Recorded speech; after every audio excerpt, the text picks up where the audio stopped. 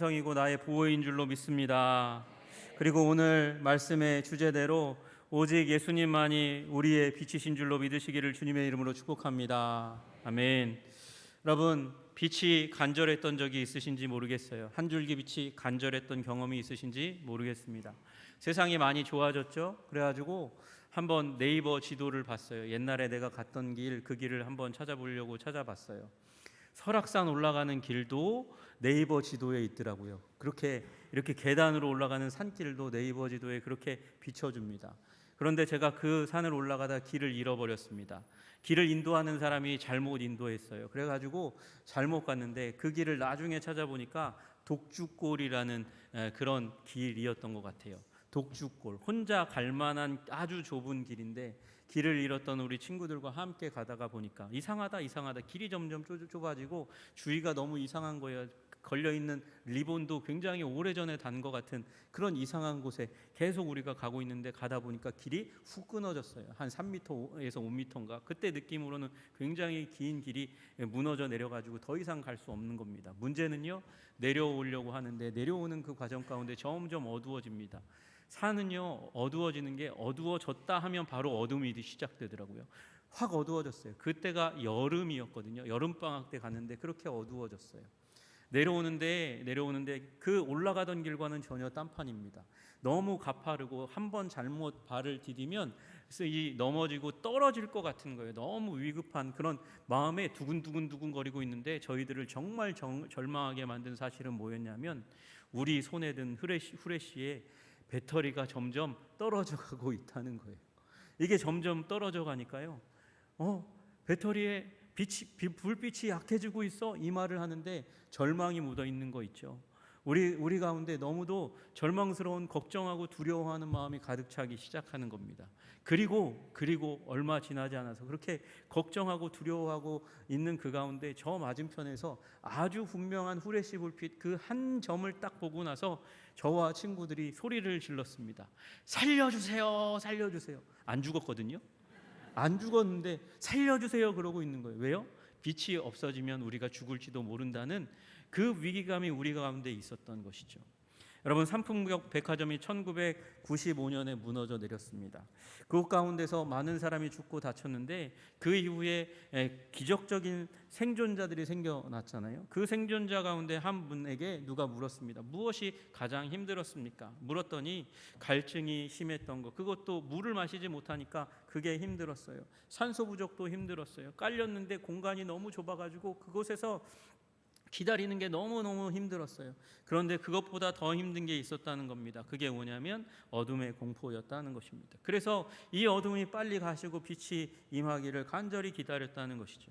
이걸 그래서 모티브로 해가지고 이 연극이 하나 나왔는데 어둠 속에서라는 연극입니다. 70분 정도 시작되는데 암전 상태에서 진행되는 연극이라는 거예요. 사람들이 들어올 때는 다 빛이 있으니까 다 자리를 찾아서 앉는데 연극이 시작되면 곧 불이 꺼지니까 그 연극의 대사하고 그리고 소리만 가득하게 펼쳐지는 것이죠. 여러분, 어두움은 그토록 절망을 만들어냅니다. 여러분, 우리 앞길에 소망이 없다라고 표현할 때 그때 표현하는 게 무엇입니까? 전망이 없다는 거예요. 전망은 앞에 뭐가 펼쳐져 있는 게 전망이거든요. 앞에 뭔가 펼쳐져 있으면 전망이 있다고 얘기하는 거예요. 근데 앞에 펼쳐져 있는 그걸 볼 수 없는 것, 그것은 절망이죠. 절망은 소망이 없는 거예요. 여러분, 무언가 볼 수 있는 빛이 있어야 희망이 생기는 줄로 믿으시기를 주님의 이름으로 축복합니다. 소망이 있는 줄로 믿으시기를 주님의 이름으로 축복합니다. 그래서 하나님은 빛이 있으라 명하심으로 말미암아 천지 창조를 시작하시는 거예요. 우리 창조의 날 첫날 주님께서 무슨 말씀을 먼저 하십니까? 빛이 있으라 말씀하시잖아요. 여러분, 그 빛이 있기 전에 주님께서 이미 세팅은 어느 정도 하신 것 같아요. 이 1장 3절에 빛이 있으라 말씀하시기 전에 땅이 혼돈하고 공허하여 공허하며 흑암이 깊음 위에 있고 그렇게 얘기합니다. 근데 이 빛이 있으라 말씀하시기 시작하시면서 하나님의 창조 사역이 시작되는 거죠. 빛이 있으라 이 말씀을 하시면서 질서가 생기고 의미가 생기는 거예요. 그 이전에는요, 어둠이 있고 혼돈과 공허가 있는 것이죠. 여러분, 그래서 빛은 질서와 의미의 상징이고 어둠은 혼돈과 공허의 상징입니다. 성경의 세계에서 어둠은 죄와 사단을 상징하는 것이고 빛은 하나님을 말씀하는 것이죠. 여러분, 그래서 우리 사도 요한이 뭐라고 얘기합니까? 하나님은 빛이시라 그에게는 어둠이 조금도 없으시다는 것이라. 여러분, 그래서 우리가 구원받는 것은 어둠 가운데서 빛으로 점점 나아가는 과정이죠. 빛이 있으니까, 빛이 없는 곳에서 빛이 있는 곳으로 나아가는 것이니까 불분명한 곳에서 분명한 곳으로 점점 나아가는 것이 구원의 과정인 줄로 믿으시기를 주님의 이름으로 축복합니다. 그래서 베드로전서 2장 9절에 말씀하세요. 이는 너희를 어두운 데서 불러내어 그의 기이한 빛에 들어가게 하신 것이다. 무엇이요? 구원이 그런 거라고 말씀하시는 거예요. 어두운 데서 불러내어져서 그의 기이한 빛에 들어가게 하신 것이 구원 사건이에요. 이것이 없으면 어떻게 됩니까? 결국 최후의 운명이 바깥 어두운 데서 쫓겨나 거기에서 울며 이를 갈게 되는, 지옥으로 가게 되는, 바깥 어두운 데 가게 되는 일이 일어나는 것이죠. 그리고 우리가 예수님을 구주여 주님으로 믿었으면 이제 기이한 빛에 들어왔을 뿐만 아니라 충만한 빛으로 들어가게 된다고 성경은 말씀하고 계세요. 계시록 22장 5절에 말씀하십니다. 다시 밤이 없겠고 등불과 햇빛이 쓸데없으니 이는 주 하나님이 그들에게 빛이심이라. 그래서 충만한 하나님이라는 빛이 가득한 곳이 천국이라고, 그래서 해도 등불도 달도 필요 없는 곳이 바로 천국이라고 그렇게 말씀하시는 것이죠. 여러분, 우리 예수님께서도 마찬가지로 스스로 자기 자신을 하나님이라고 그렇게 지칭하시면서 나는 세상의 빛이라고 말씀하시는 거예요. 어디요? 오늘 본문에 그렇게 말씀하시는 것이죠. 요한복음 8장 16절에 예수께서 또 말씀하여 이르시되 나는 세상의 빛이니 말씀하십니다. 나는 세상의 빛이니. 여러분, 에고에이미라고 먼저 표현하시고 나셔서 그리고 나는 빛이다 이렇게 말씀하시는 거예요. 에고에이미 토포스, 나는 세상의 빛이라 말씀하시는 것이죠. 여러분, 지난주에 말씀드렸지만 에고에이미가 어떻게 나타난 말이라고요? 우리 창세기 3장에 모세가 하나님을 대면했을 때 하나님께서 자기 자신을 나는 스스로 있는 자니라 그렇게 말씀하셨어요. 그리고 그때에 나는 누구다라고 말씀하시는 그 부분을 헬라어 70인역으로 번역할 때 그때에 나온 말씀이 에고에임이라는 단어였습니다. 그래서 이 말은, 예수님께서 이 말씀을 하시는 것은 나는 창세기 출애굽기의 그 하나님, 모세에게 나타나신 그 하나님과 동일한 존재라고 얘기하는 것이죠. 그래서 에고에임이라고 우리 요한복음 18장에 내가 그니라라고 얘기했을 때 예수가 어디 있는지 예수를 찾는데요 그랬더니 예수님께서 에고에임이 내가 그니라라고 말씀하니까 사람들이 뒤로 나자빠지는 일이 일어나잖아요. 자기가 하나님이라고 말씀하셨으니까 그 하나님 앞에서 엎드려지는 일이 일어나는 거예요. 예수님께서 또다시 에고에이미의 용법으로 말씀하십니다. 나는 에고에이미 토포스, 나는 세상의 빛이라 말씀하세요. 여러분, 예수님은 그러니까 이 말씀 가운데 나는 신이고 나는 출애굽기의 그 하나님이고 모세가 만난 그 하나님이고 아브라함이 만난 그 하나님이고 그리고 세상의 빛이다. 여러분, 세상의 빛이신 예수님을 믿으시기를 주님의 이름으로 축복합니다. 여러분, 이 말씀이 언제 선포됐을까요?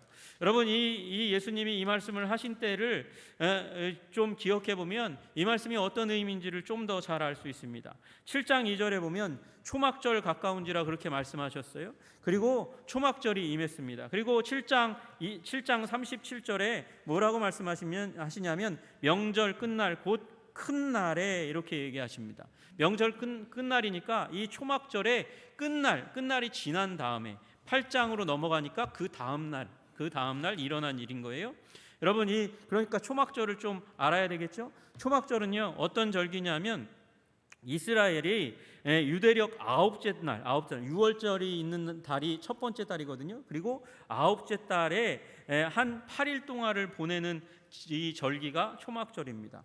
이 초막절은 어떤 절기냐면 추수의 절기입니다. 이제 이스라엘의 마지막 추수를 하는 시기가 바로 요 초막절 바로 직후입니다. 그리고 또 왜 초막절이라고 불렀냐면 텐트를 쳤거든요. 뭘 기념해 가지고 광야에서 40년 동안 있었던 그 생활들을 기억하며 하나님께서 우리를 보호하셨지. 그래서 그 보호하신 하나님을 기억하자. 그리고 텐트 치는 거예요. 여러분, 우리 지금 이 현대 시대에 사는 사람들도 아파트 그리고 빌라, 으리으리한 아주 시설이 잘 갖추어진 집이 있는데도 불구하고 어떻게 합니까? 차 타고 나가가지고 텐트 치고 그리고 캠핑을 해요. 캠핑을 하면 그 으리으리한 집을 나와서 여기 초라한 데 왔으니까 우중충한 얼굴 하고 있습니까? 아니면 그래도 여기 약간 고생스럽고 여기 뭐 시설이 잘 안 돼 있어도 즐거운 설레는 마음으로 캠핑을 합니까? 설레는 마음으로 하는 거죠. 여러분, 그래서 이 초막절은 텐트 치고 캠핑하는 그 시기이지만 하나님께서 추수를 주셨어요. 하나님께서 40년 보호하셨어요. 그걸 기념하면서 있는 시기니까 기쁨과 환희 속에서 보내는 거예요. 이 절기의 시작은 어떻게 시작하냐면 실로암에서 물을 길어 옵니다. 물을 길어서 이렇게 사람들이 물을 가지고 오면 그 실로암 먼 곳에 가지고 온 그 물, 많은 양의 물을 가지고 와서 이제 여인의 뜰을 지나서 이제 성전 안으로 들어갑니다. 무엇이 있는 번제단이 있는 성전 안으로 들어갑니다. 그러면 이 성전 안은 제사장과 그리고 유대 성인 남자들만 들어갈 수 있는데, 그런데 이날만큼은 여자들까지도 이 물이 들어가는 그 물동이와 함께 더불어서 들어갑니다. 들어가면서 노래를 불러요. 너희가 기쁨으로 구원의 우물들에서 물을 기르리로다 하는 이사야서 말씀을 노래하면서 그 자리에 들어가서, 그리고 제단에 그 물을 나르고 그 물을 나른 다음에 그 제단에 그 물을 쏟아붓습니다. 쏟아부어요. 쏟아부으면서 여호와여 구하옵나니 이제 구원하소서, 여호와여 구하옵나니 이제 형통하게 하소서, 그렇게 소리를 지르고 노래를 부르고, 그리고 여리고성을 돌듯 그 제단을 한 바퀴 도는 그런 행사를 하게 됩니다. 여러분, 흥분과 감격 가운데 주님께서 광야에서 물 주신 것을 기억하고, 주님 이제도 물을 주셔서 추수의 마지막 시기에 물을 주셔야만 풍성한 우리 수확을 거둘 수 있으니까 물을 주시옵소서, 그렇게 돌면서 찬양하고, 이게 이 초막절의 아침에 중요한 행사고, 그래서 매일마다 이 일을 하고요. 그리고 밤에는 여인의 뜰이라고 부르는 곳에 가서, 이것도 성전 구역입니다. 그곳에 가가지고 그곳 사방에 있는 큰 촛대에다가 불을 밝힙니다. 사방에 있는 그 4개의 촛대에다가 불을 밝혀요. 이 불이 얼마나 큰지 예루살렘 성의 이 동편에 높은 곳에 있는 게 성전이거든요. 그곳에 불을 밝히니까 이 예루살렘의 끝에 있는 곳까지도 이 빛이 도달해서 이곳까지도 환했다, 이렇게 얘기할 만큼 큰 불이 임하는 거예요. 여러분, 그 큰 불이 임한 그곳에서 사람들이 무엇을 합니까? 노래 부르고 찬양하고 춤을 추는 일들을 하는 곳이 바로 초막절의 절기입니다. 그런데 예수님께서 이 초막절기가 딱 끝나고 난 다음에 그 다음날 예수님께서 말씀하신 거예요. 나는 세상의 빛이니 라고 말씀하신 거예요. 왜 그렇습니까? 왜 아직도 초막절기에 그 광장에, 그 빛의 광장에 여운이 남아있는 그 상황 가운데서 예수님께서는 왜 나는 세상의 빛이니 라고 말씀하실까요? 왜냐하면 그들이 빛이 왔는데도 불구하고 진정한 빛을 알아보지 못하기 때문에 그렇습니다. 그들은 빛이신 예수님을 보았는데도 불구하고 아직도 영적인 어두움 가운데 있으니까 예수님께서 나는 세상의 빛이니 라고 말씀하는 거예요. 여러분, 생각해 보세요. 여기에 불이 원래 깜깜했어요. 원래 깜깜했는데 불이 딱 켜집니다. 그러면 그 가운데 불 켜졌다 몇 명이 얘기하겠지만 그걸 대수롭게 여기지는 않을 거예요. 왜냐하면 여러분도 불 켜지는 거 당연히 다 아니까. 그거 말해야 아나? 당연히 다 아는 거지, 불이 켜지면. 그런데 불이 켜졌다, 불이 있다 라고 얘기해 줘야 아는 사람이 있어요. 누가 알죠? 소경이어야 그게 그런 말이 필요한 거죠. 예수님이 왜 이런 말을 합니까? 나는 세상의 빛이다. 왜 이런 말을 합니까? 영적인 소경들이 너무도 많으니까 이 말을 하는 거죠. 여러분, 요한복음 7장 37절에 제가 요한복음 8장의 한 구절을 가지고 얘기하지만 이 요한복음의 7장과 8장과 9절이 한 세트예요. 초막절기 가운데 일어난 일이거든요. 그 가운데 예수님께서 이 말을 하신 이유가 빛이신 예수님이 왔는데 알아보지를 못하는 거죠. 요한복음 7장 31절에 말씀하십니다. 무리 중에 많은 사람이 예수를 믿었어요. 예수를 믿었다는 건 예수님 빛 대신 예수님을 감지했다는 것이죠. 그런데 그들이 믿고 말하되 뭐라고 얘기하냐면 그리스도께서 오실지라도 그 행하실 표적이 이 사람이 행한 것보다 더 많으랴? 메시아가 오신다 해도 예수님이 지금 우리들 주위에서 행하신 이 표적보다 더 많은 표적을 보여주시겠냐? 내가 믿기로는 예수님이 메시아다. 그렇게 믿는 거예요. 이 사람들은 빛에 반응하는 거죠. 빛에 반응하는 사람인데 그와 반대편에 서 있는 사람들이 있는 거예요. 똑같은 요한복음 7장인데 어떤 사람들은 얘기합니다. 이 사람이 우리를 미혹하는 거야. 이 사람 귀신 들린 사람이야. 예수님을 향해서 이 사람 귀신 들린 사람이야. 그렇게 얘기하는 사람들이 있는 거죠. 여러분, 그리고 얼마나 무지한지 그 예수님을 테스트하려고 간음한 여인 하나를 끌고 와가지고 어떻게 합니까? 모세율법으로는 돌로 쳐 죽여야 되는데 어떻게 하실 거예요? 그렇게 물어보는 거죠. 여러분, 이 당시에 간음한 사람이 있다 할지라도 돌로 쳐 죽이지 않았습니다. 이 부분은 거의 유대 사회의 사문화된 법이었어요. 정치적인 집단은 로마니까 그래서 아무리 간음한 사람이 있어도 돌로 쳐 죽이지 않았습니다. 그런데 이렇게 끌고 온 건 뭐예요? 예수님을 시험하는 거죠. 예수님을 공경에 빠뜨리려고 하는 거예요. 모세의 법을 따라서 돌로 쳐라. 그러면 어떻게 하려고요?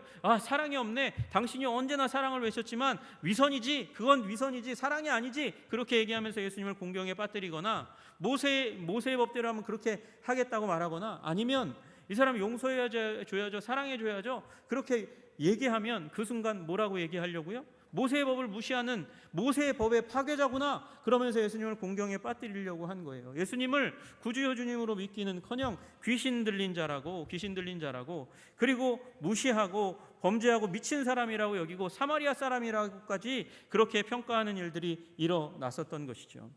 여러분, 그러나 얼마나 이 사람들이 소경이 되었던지 진짜 소경보다 더 못 본다. 예수님께서 그걸 폭로한 것이 요한복음 9장의 메시지 아닙니까? 나면서부터 맹인된 사람이 있습니다. 네가 도대체 어떻게 눈이 떴냐? 그러면서 묻는데 물을 때에 그가 뭐라고 얘기합니까? 나를 고쳐주신 분은 선지자이십니다.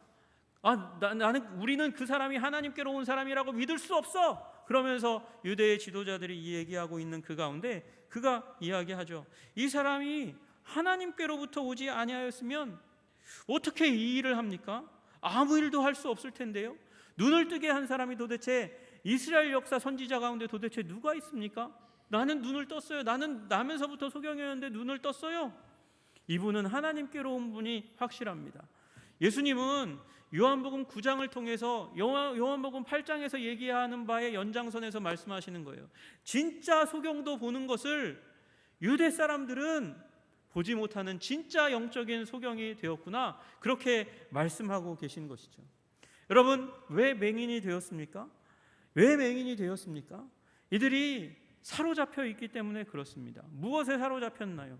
여러분, 요한복음 8장 39절에 이렇게 말씀하십니다. 대답하여 이르되 우리 아버지는 아브라함이라. 아브라함의 자식이라고 우리들은. 그래서 우리는 구원받을 것이라고 그렇게 이야기하면서 우리는 하나님의 사람이라고 특권의식에 젖어 있는 거예요. 또 우리는 모세의 제자라고 하나님이 모세에게 말씀하셨고 우리는 모세의 제자니까 하나님이 우리에게 말씀하신다고. 그래서 모세의 제자라고 특권의식 속에 빠져 있어요. 근데 예수님 뭐라고 말씀하십니까? 아브라함의 자손이면 아브라함이 행한 일을 해야 될 거 아니냐? 니네들은 행하지도 않으면서 아브라함의 자손이라고 얘기하고 모세의 법대로 하지 않으면서도 모세의 제자라고 얘기하고 있네? 그렇게 예수님께서 말씀하시는 거예요. 여러분, 이게 뭐냐면 이게 전통주의에 사로잡혀 있는 거예요. 여러분, 전통은 좋은 것입니다. 전통은 좋은 거예요. 그러나 전통주의는 나쁜 거예요. 우리 야로슬로프 펠리칸이라는 기독교 역사학자가 그런 얘기를 했습니다. 아주 유명한 역사학자인데 전통은 죽은 신앙을 살린다. 그러나 전통주의는 살아있는 신앙을 죽인다. 그렇게 얘기해요. 전통이란 무엇이냐면 넘겨받은 거예요. 조상들로부터, 아버지로부터, 신앙의 선진들로부터 넘겨받은 거예요. 그 전통을 잘 붙잡으면 우리 죽은 영혼도 살린다는 거예요. 그 의미를 기억하고 깨닫고 마음에 새기면 되살린다는 것이죠. 그런데 전통주의에 잡히면 그러면 살아있는 신앙도 죽는다는 거예요. 전통주의가 무엇입니까? 쓸데없는 특권의식에 사로잡혀가지고 하나님이 보여주시는 것을 보지 못하는 거예요. 하나님께서 알려주시는 것을 알지 못하는 거예요. 빛 대신 주님, 그 빛 대신 주님 앞에 충만하게 나아가야 하는데 나아가지 않고 뒤로 가는 것, 그것이 하나님을 가까이 하기보다 그 전통이라고 물려받은 것, 그걸 신주단지처럼 모시면서 그렇게 꼭 붙잡으면서 예수님을 붙잡지 못하는 게 바로 전통주의의 한계이죠. 주님께서 그런 자들을 향해서 말씀하시는 것이죠. 나는 세상의 빛이다 말씀하시는 거예요. 세상에 비친 나를 보라고 그렇게 말씀하시는 것이죠. 여러분, 우리 영적인 소경이 되지 않기를 주님의 이름으로 축복합니다.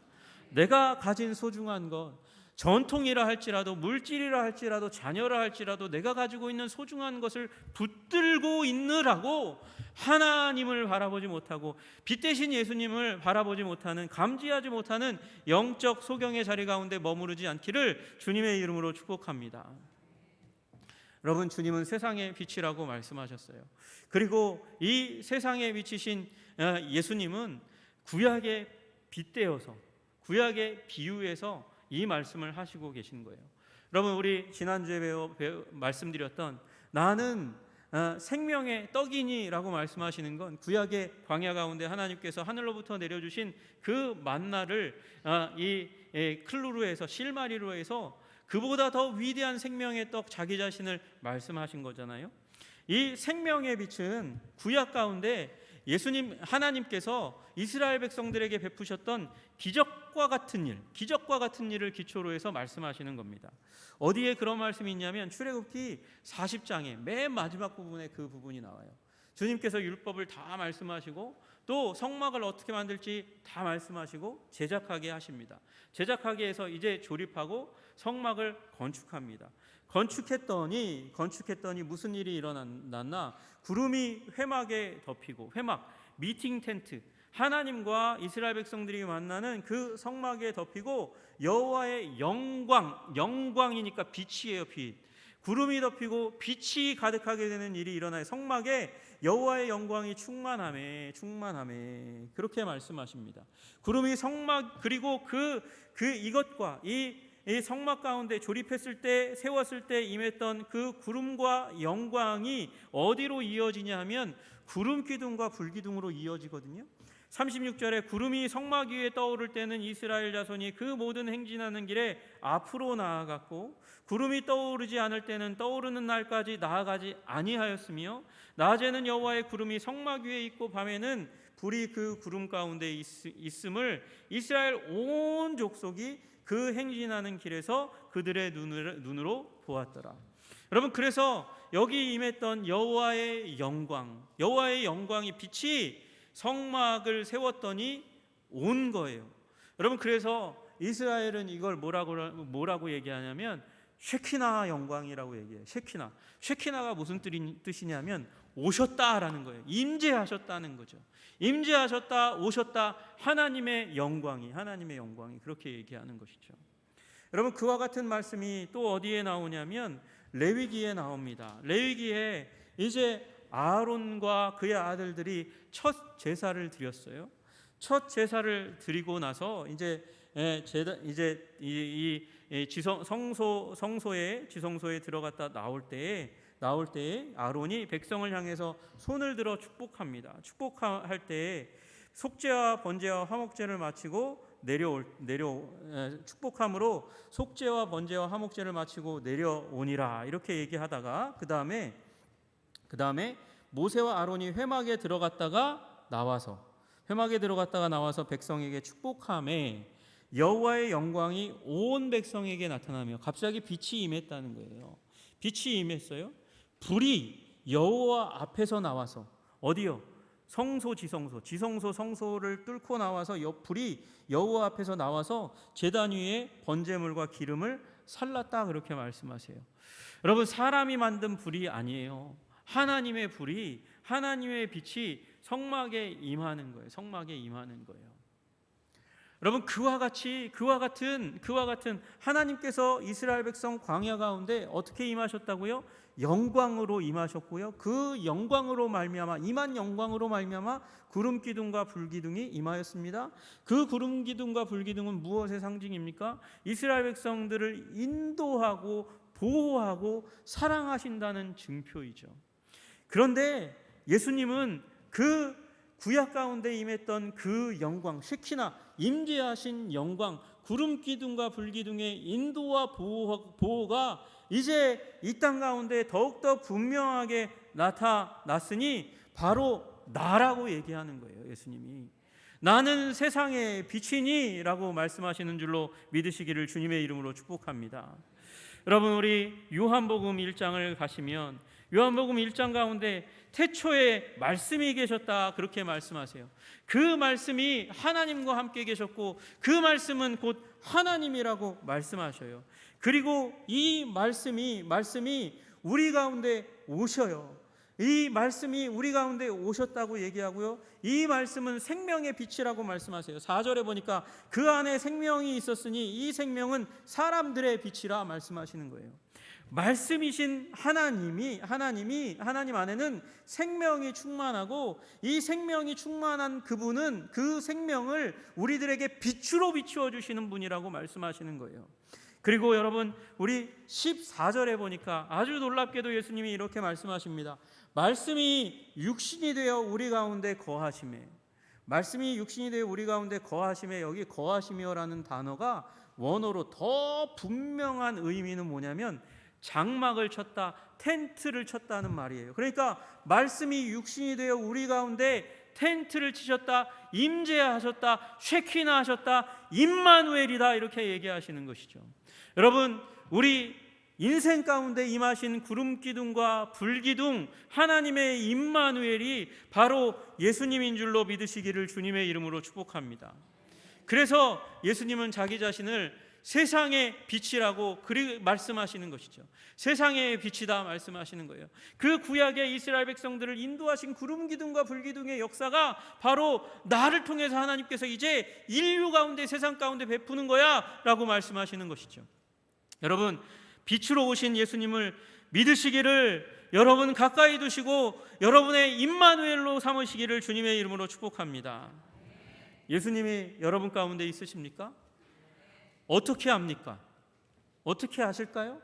임마누엘 예수님, 세상에 비치신 예수님이 여러분 가운데 있는 거 어떻게 아실까요? 여러분, 아는 방법은 아주 단순해요. 나는 세상에 비치니, 그 다음 구절 보시면 너무도 분명하죠. 어떻게 쓰여 있습니까? 나는 세상에 비치니 나를 따르는 자는, 따라가시고 계십니까? 따르면 여러분 안에 이미 빛이 있는 거예요. 생명의 빛이 있는 것이죠. 순종인 것이죠. 여러분, 이스라엘 백성들이 구름 기둥과 불 기둥의 인도하심을 따라갔던 것처럼 우리들도 예수님의 인도하심을 따라가는 거예요. 말씀을 그래서 가까이 해야 되는 줄로 믿으시기를 주님의 이름으로 축복합니다.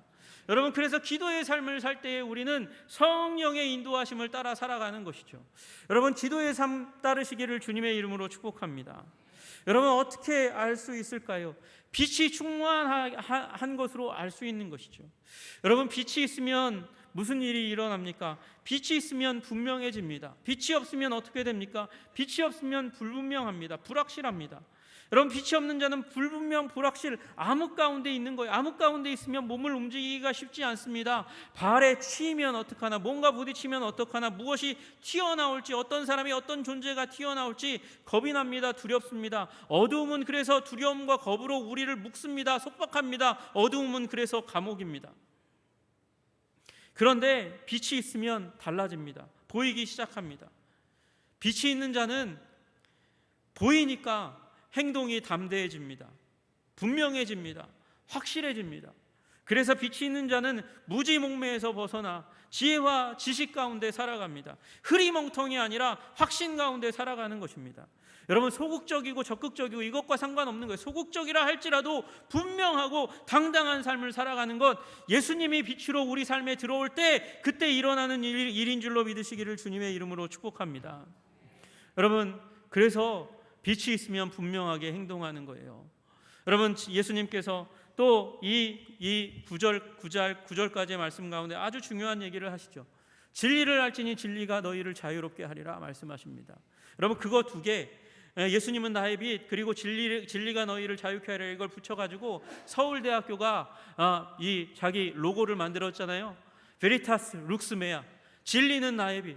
여러분, 진리가 있으시면, 예수님이 진리입니다. 세상에 비치신 예수님이 있으면 분명하고 확실하게 당당하게 우리 행동하고 움직일 수 있는 줄로 믿습니다. 여러분, 예수님 빛으로 우리 가운데 오신 그 예수님을 영접하고 마음에 모시고 주님을 따라감으로 말미암아 여러분 확신 있는 삶, 분명한 삶 살아가시기를 주님의 이름으로 축복합니다. 내 발의 등이요 내 길에 비치신 그 주님과 동행하면서 우리 인생 당당하고 확신 있게 살아가시는 우리 한성의 백성들 다 되시기를 주님의 이름으로 축복합니다. 기도하겠습니다. 하나님 아버지, 감사합니다. 진리는 우리를 자유롭게 합니다. 그리고 그 진리는 빛이십니다. 빛이신 예수님입니다. 하나님, 빛이신 예수님을 우리 마음에 영접하고 받아들이고 하나님 따름으로 말미암아 우리 인생의 확실함이, 아버지 분명함이, 지혜와 지식이 충만함이 넘칠 수 있도록 주님 도와주시고 인도하여 주시옵소서. 무엇보다도 하나님, 우리의 영혼 가운데 있는 어둠을 몰아내고 빛으로 가득하게 하는 회개의 영이 가득할 수 있도록 우리를 인도하시고 붙들어 주시옵소서. 예수 그리스도 이름 받들어 기도드리옵나이다. 아멘.